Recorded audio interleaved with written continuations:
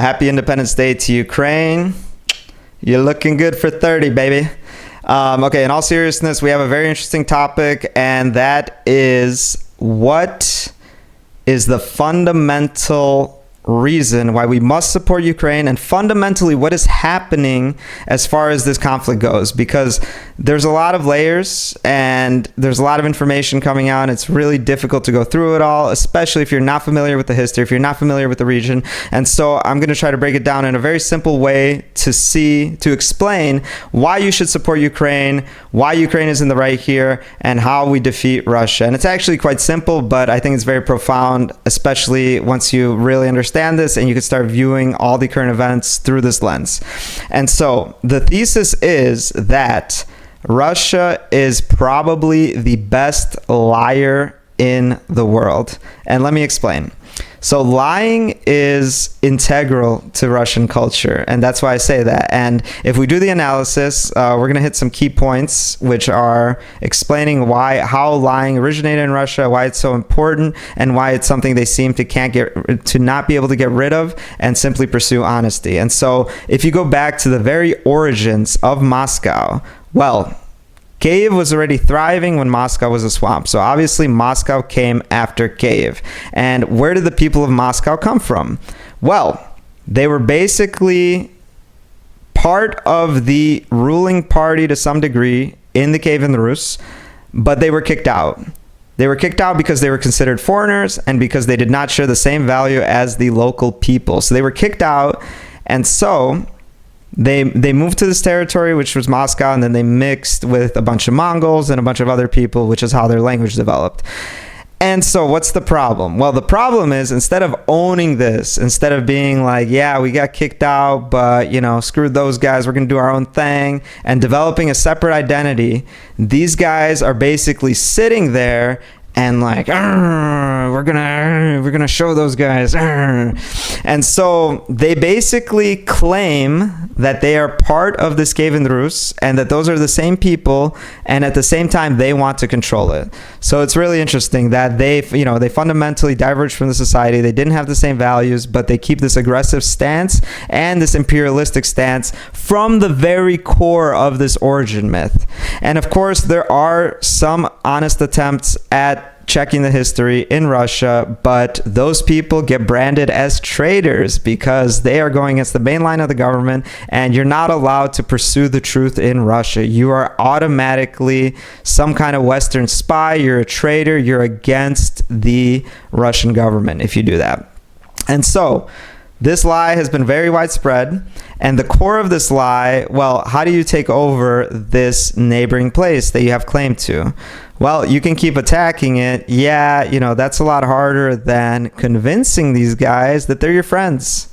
Convincing them that they're your friends, and then at the same time doing these deceitful things, trying to erase their culture and trying to destroy their independence. So that's been pretty much the mission of Moscow since its origin. And then if we continue analyzing and we realize that Russia has never had a democracy in its existence and what that fundamentally means, we quickly come to the conclusion that in order to preserve a dictatorship that is successful, you need people to believe that it's doing a good job. And human nature usually prevents dictatorships from actually doing a good job because, well, people get into power and then they steal from everyone. Kind of like Mr. Putin, who has, probably the most money out of any individual in the world. He's been robbing Russia blind for years, yet people need to believe that he's a good leader, and they do. And so fundamentally, the propaganda manufactures a bunch of stories, it manipulates reality, and it creates this picture that things are good. But if you look at the core of what's happening, it's lying. So lying is the fuel of the regime, and lying is what keeps it going. And interestingly enough, lying well is what gives it the most power, because the better they can lie, the more people trust them, the more they can get away with these terrible things. And also, when they're considering taking over neighboring countries, well, if they can lie and convince those people that these are actually friendly relations, that we're not coming in to erase your culture, but we're building some sort of partnership, then fundamentally, when the other nations that they're trying to take over believe this, then they get more powerful, because that enables them to have this kind of Trojan horse effect where, you know, there's Russians pretending to be friendly, but fundamentally they're trying to destroy your country.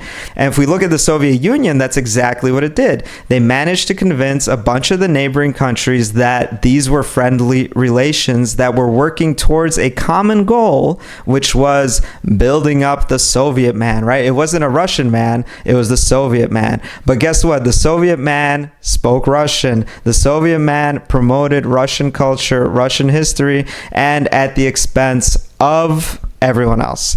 And so fundamentally, this was also deceitful. So if you really just look at this big picture, you see a trend. You see that it's born out of a lie. The very Russian identity in its current existence is born out of a lie.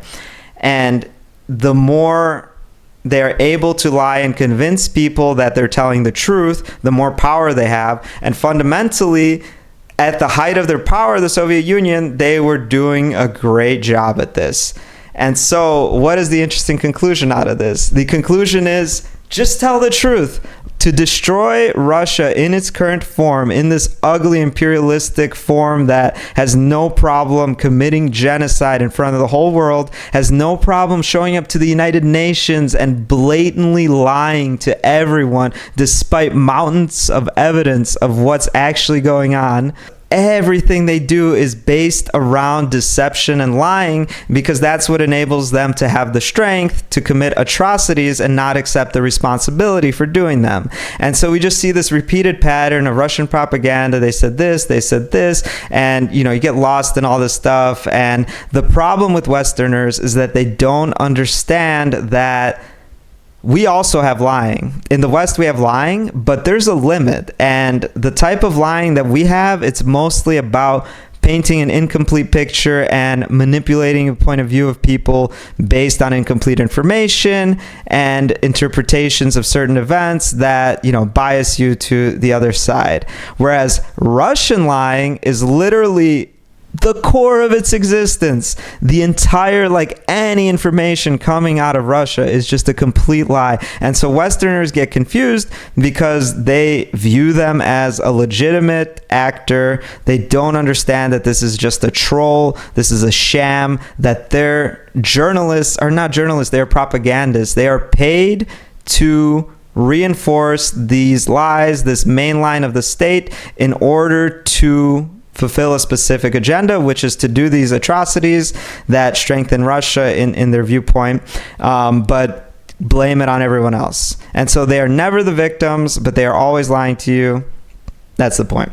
And so fundamentally, all we need to do is tell the truth, and the simplest thing to do is just filter any information coming out of Russia as a complete lie, and tell the truth about what's happening. And whenever you catch yourself in any narratives that are somehow sympathetic to Russia, that somehow they are the victim, that somehow they didn't do anything wrong, just remember the core principles and things will fall into place. And so guys, please keep this in mind. And this is really important, because otherwise we just get lost in the weeds. If we don't analyze the core of what's happening and have this worldview where we can understand this, then it's really difficult to fight the Russians, because, well, they're actively trying to socially engineer a specific perception of the events.